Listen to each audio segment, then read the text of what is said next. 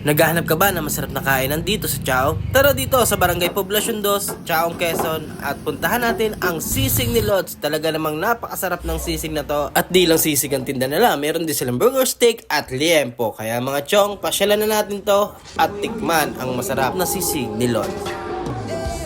Sir, kailan nag-start yung business mo? July 23 kami nag-start. Sisig talaga ang bestseller namin. Oo, dinakadayo talaga din. Open kami 12 p.m. to 12 a.m. Located po to sir saan? Masangkay Street, Poblacion 2, Chaong, Quezon. At eto na nga, ayan o. Sarap nito. Grabe. Tingnan nyo naman o. Grabe. Ang lalaki ng laman o. Tapos, yung gravy sigurado to masarap. Natin. Kakaiba yung lasa ng gravy. Sariling gawa. Tapos ito, yung kanilang sisig. Ayan.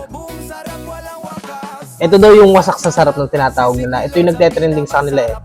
Yung wasak sa sarap. Masarap yung lasa niya, masarap yung timpla.